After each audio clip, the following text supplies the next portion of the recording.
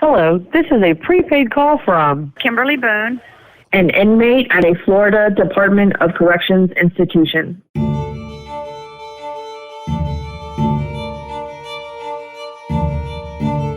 Hello, and welcome back to 1 Minute Remaining. My name is Jack Lawrence, the host and creator of this show. A show where I interview many inmates who are serving lengthy prison sentences for a range of different crimes. This week is part one of my chat with Kimberly Boone. For those of you who listened to my previous interviews with Doris Moore, you'll know Kimberly Boone as the prison law clerk. my name is Kimberly Boone. I go by Kim, and I have been incarcerated almost 14 years. I have 17 and a half left to go if I have to do my entire prison sentence. About 6.5 years ago, I finally got into the law library. I've always been interested in helping others. I kind of got railroaded on my case. And when I got here, I realized that I wasn't the only one that got railroaded by the system. And, I just had a fire in me that I wanted to help other individuals, even if I was not going to be able to help myself. And so that's kind of how I got into it. I obviously met Kim when I was introduced to her by Doris as the lady who was helping her get back into court. And it was in fact this chat with Kim which would set this podcast down an entirely different path. While chatting with Kim about being a law clerk, she made a comment about her own situation which piqued my interest, and of course, I needed to know more. You have 1 minute remaining. So that's fascinating. So are you, in your current situation, are you also serving time for a crime that you didn't commit? Well, my case is a little different. I had a house fire. It was an accidental house fire. It was ruled accidental. My husband at the time was the only one home. He had been a firefighter for 15 years. The state decided that they wanted to blame it on someone, months and months later. And so they charged me with arson and first-degree premeditated attempted murder on my husband. He wasn't hurt in the fire. He was just fine. But they made a circumstantial case against me, and we really thought that they would end up dropping it, but I scored out to 6 years in prison, and they gave me 40 years in prison and 25 years probation. They gave me 10 times the amount that I scored out to. I had a fire marshal testify on my behalf in trial, and, still Wow. Things didn't turn out, the way that we thought that they would turn out. So That's incredible. Yeah, and I got more than if I had killed somebody. And, it was an accidental house fire. It was my house. I was a director of financial aid at Kaplan University. I had a productive member of society, 2 sons, black belt in karate, and, they did modeling. So, I couldn't have gotten any squeakier clean, but, they find a crime, and then they try to make the evidence fit the crime, and then they look for a motive afterwards. And it usually comes down to financial. They'll, pin everything on, she'd benefit financially from this or whatever. But that's kind of how that happened. Now, if you're anything like me, when you hear that, you just have to know more. So after our chat, I sent Kim a message and asked if she would be willing to come on and share her story.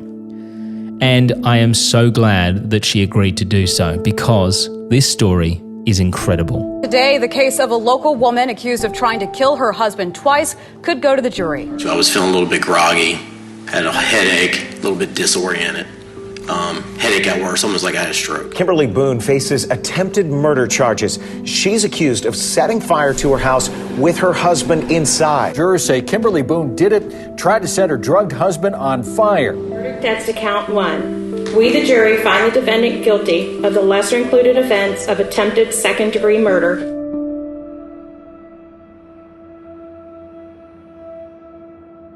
So before we get too deep into the weeds and the details of what happened to see Kim locked up for essentially the rest of her natural life, I wanted to know a bit about her, where she came from and what she was doing before this all happened. Well, I had a pretty, what I would call normal life. I was married. My husband, we lived in Maryland, and he had been a firefighter and a sheriff up there. And we loved the Florida area, and we just decided to buy a house down here. And when we got down here, I ended up getting a job with Kaplan University. I was a financial aid manager. And what we did is I managed 27 employees who found grants and loans for students to go to school. Actually, that's what I was doing when I was arrested. But, I had 2 sons. I had been married 13 years. Kind of a typical mom. Other than working full-time, both of my sons were black belts in Taekwondo, and they did modeling and, just a normal life. I didn't go out and hang out. My husband, my kids were my best friends. How old were your sons when you were arrested? They were 5.5 and 8.5. Wow. That's... Yeah, they were in kindergarten, second grade, yeah. I would imagine they don't really remember much. Yeah, I doubt if they do. I haven't had any contact with them since I was arrested because my husband was the victim that was named in the crime. So, obviously he had full custody of them, and so he didn't allow me any type of contact with them. And they're actually, my youngest just turned 19 last week, and the oldest one will be 22. So it's been quite a long time since I've even been able to see them or talk to them. So you literally have not spoken to your children since one was 5 and the other was 8 years old? Correct. It's been almost 14 years. Do you get photos or any information about how they're doing? Well, someone who I actually met in prison went home several years ago, and she found some pictures on, Facebook and one of the other sites out there. I'm not even sure what it is, but she was able to find some and forward them to me. So I've got recent pictures as of maybe about 1.5 years, 2 years ago. And they've never tried to contact you? No, they haven't.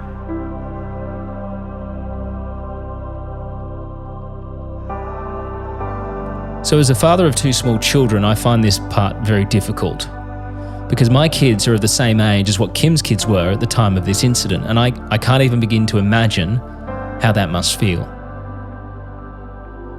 One day you're waking up seeing your babies, making them breakfast and taking them to the park, protecting them and teaching them about the world.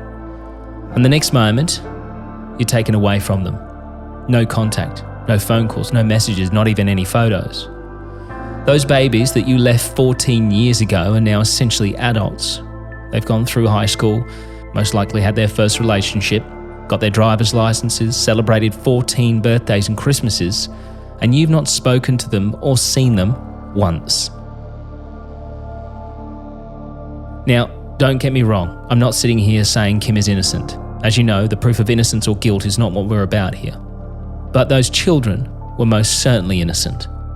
And one night, they lost their mother.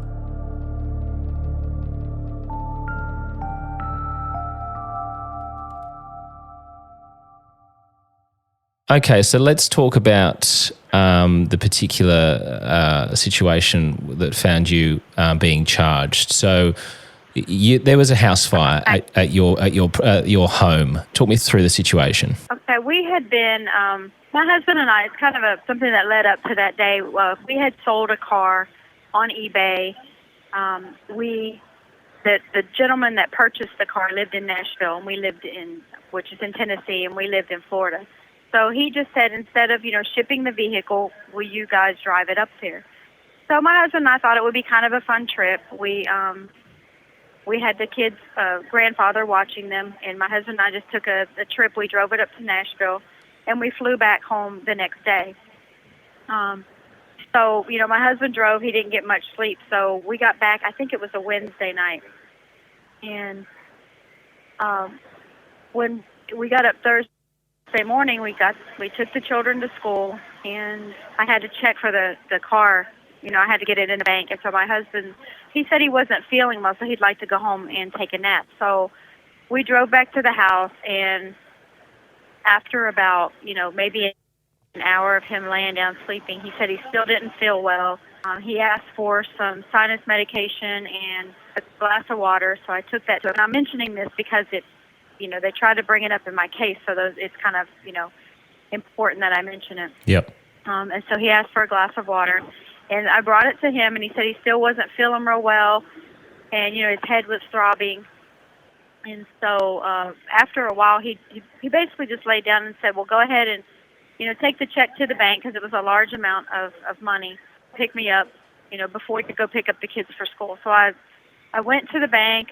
We owned another house, and I stopped by the house and spoke to my father-in-law was staying in it because, I stopped by the house and spoke to my father-in-law was staying in it because, I'll back up a little bit. He had come down from Maryland to watch the kids for us to go up, drive this, car up to Tennessee. So he was still staying at the other house. Mm-hmm. And I went over there and checked on him. And while I was there, I got a phone call that my husband was okay, but that he had been involved in a house fire and that our house, it was our house that had caught on fire. And so I just went and, to check out the situation. They took him to the hospital. He had no smoke inhalation, but they said that he was acting kind of groggy and disoriented, so they wanted to check it out and make sure that he was okay. And so they kept him for observation overnight.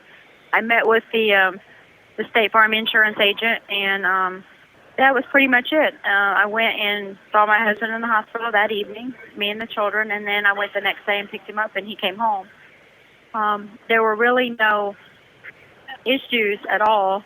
They probably about a week later, they had the fire marshal come out from State Farm Insurance.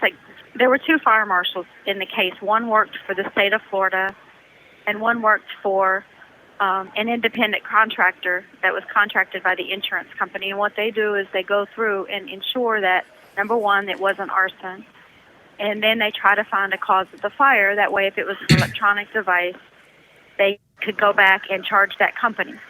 Yeah. So they both ruled it accidental, probably electrical in nature. They didn't know exactly the source of the fire, but they thought it might be electrical, and they knew where it started. And there were really no issues with it. They ended up paying out the claim and closed the case. And then... Was there any discussions between... My case is kind of complicated. Yeah, I have sort of, as I said, I've read a bit about it. It is very complicated. So once you picked your husband up from the hospital and you guys went home, was there any discussions between you and your husband about how the fire may have started or any of that sort of stuff? Well, he thought it, he was telling his family, and we discussed it, he thought that he had a laptop. He had a Lenovo IBM ThinkPad, and there were reports in the news that they had a tendency to overheat.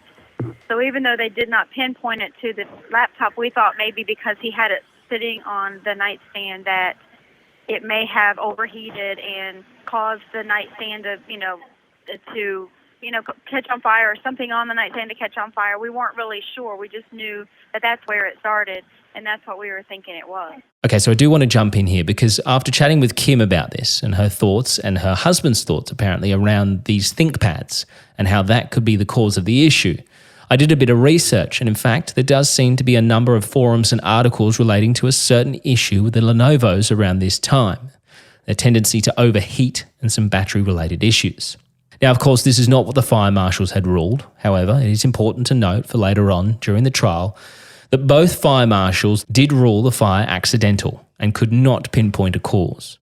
So, as far as I have read, your husband was pulled out of the house by a neighbour, is that correct?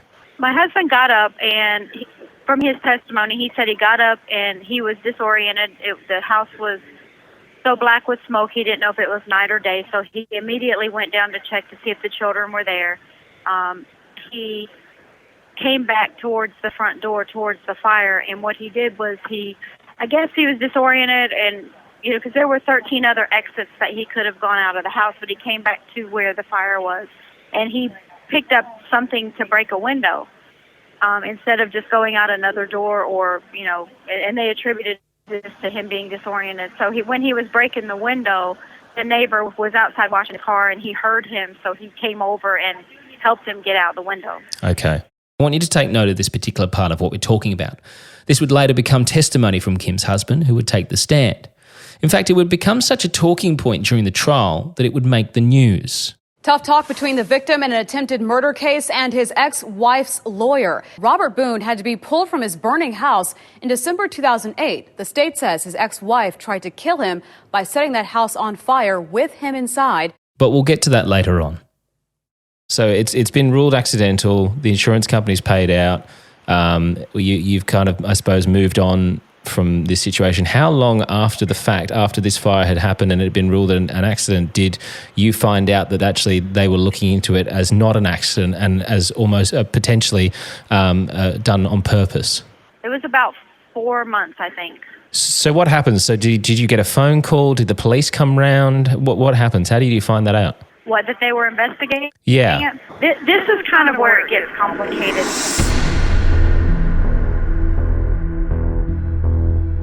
So when Kim says this is where things get complicated, we're definitely not talking to reach more complicated.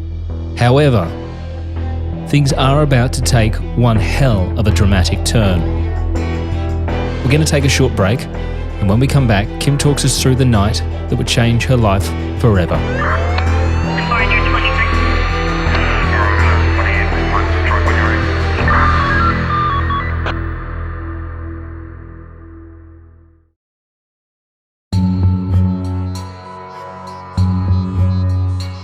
So, before we continue with Kim's story, I just want to take this opportunity to once again simply say thank you. The amount of wonderful comments, reviews, and 5-star ratings for this show has truly blown us away. We really do appreciate your support. And if you want to help the show, it's simple and it's totally free. In fact, this week I have a mission for you. Tell just one person about the show. Spread the word about 1 minute remaining so that we can continue to bring you these stories. Now, with the grovelling and pleading out of the way, let's get back to Kim's story. So, Kim and her husband have just been through a house fire.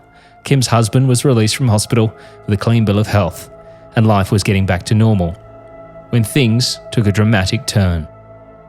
So we owned a second home. So when we had the fire, it only burned the bedroom, the master bedroom, and the bathroom, but it was uninhabitable because of the extensive smoke damage. So we moved into our second home.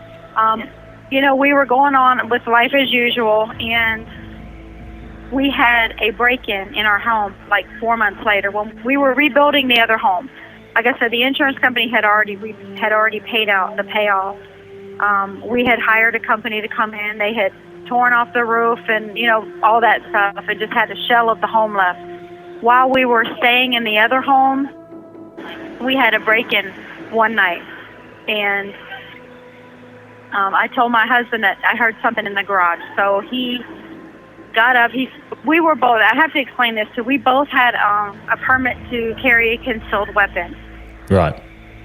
So when I told him it sounded like there was somebody out in the garage, he told me, he said, grab the gun. He used to always, like I said, he used to be a police officer, so he always loaded the gun, put it on my desk when he left, and he said, don't answer the door without this. He kind of made me very fearful of just my surroundings and, just being very aware of them. So just on a day-to-day basis before he left the house, he would load a firearm, leave it on your desk and say, don't answer the door without this gun?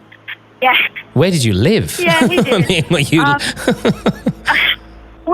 We lived in a good neighborhood, but, it's just, I guess when you are in that line of work, he used to tell me that he would see the worst in life and the worst of people, and that I was too trusting of people, So, because I could strike up a conversation with anybody, and he just thought, what are you doing? Sure. You don't know who this person is. So, yeah, he kind of had me like, just on edge.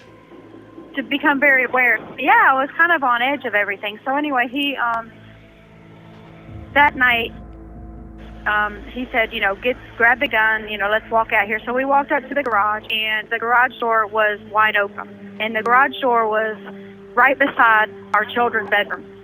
And I thought that was very strange. And he said, well, I guess I just didn't close it, but that was kind of unusual. So he goes back to bed, and he went in, he went to sleep. But me, I'm kind of a worrywart, so I walked around, I checked the doors, I looked at the windows, and I went in the kids' room and tucked him in again. And while I was in there, I heard like a noise out in the garage, like a wrench drop. So I yelled for my husband right that second. I yelled for him. And as I yelled for him, somebody was coming at me, and he didn't make any kind of sound or anything. So I still had this gun on me, and I shot at him.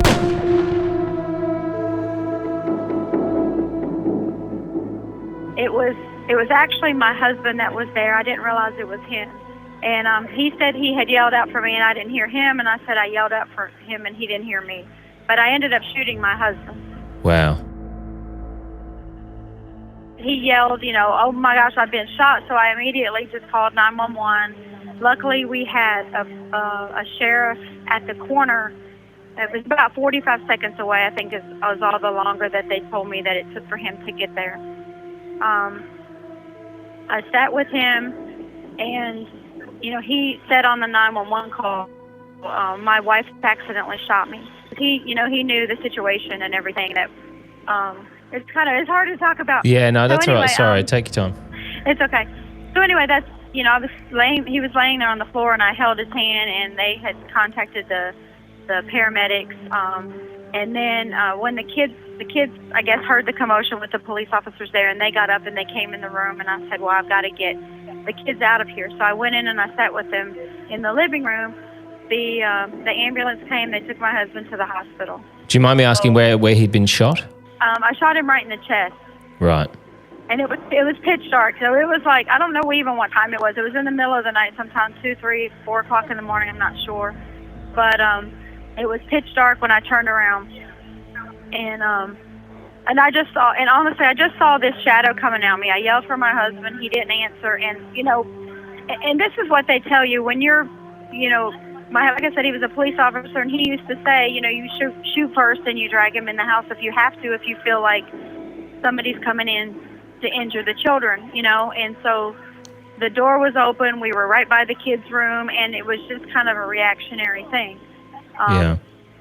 But anyway, when they took him to the hospital, Major Crimes came, and they said, please just tell us what happened. And when they say, you kind of forget exactly, like at that moment, you kind of block it out when it's traumatic. So, I had to sit there and really think about the progression of events and what happened. And they said, it's okay, your husband already told us that this was an accident. Yeah. And so they said, just come down to the station and give us a statement. So that's what I did, is I gave them a statement, and as soon as I told them what happened, they put me in cuffs and they arrested me for first-degree premeditated attempted murder. I never went back home. They said, tell us what happened. And in fact, I left my kids with a neighbor, and I said, figure out what you guys want for lunch, and when I get back, I'll take you out. And they said, okay. I mean, we didn't think it was, my concern was my husband's, his health, like how he was. So they wouldn't give me any updates. I had no idea. But the second I said, yes, this is what happened, and I pulled the trigger, they arrested me for a first-degree premeditated attempted murder. Let's briefly put ourselves in Kim's shoes here. She's had what she believes to be a break-in at her property, which has resulted in her shooting her husband. Her husband, as she says, tells police that this was an accident. She's taken to the police station and asked to give a statement. She tells the story, and then her life changes forever. She's charged with the attempted murder of her husband. And if that wasn't bad enough, while she's sitting in jail with that charge, detectives come to her with a new one. So, while I'm in jail for about a month, and they go back while I'm in jail for this shooting, and they charge me with first-degree premeditated attempted murder and arson for the fire that happened in December of the previous year. So that case was closed. The fire case was closed. Yeah, so they're doing some investigation into your past. They've seen this fire and they've gone, hold on. So she shot her husband here, and then only a short time ago, was it a year previous that the fire happened, or was it sooner than that? It was about 4 months. Yeah, they said 2 bad things can't possibly happen to somebody within a short period of time. And like I said, the fire investigation we'd been investigated by 2 fire marshals, one for the state and one for State Farm, and they closed the case. They had paid off the house. They paid us out. I think they had written a check for $300,000 and something to us.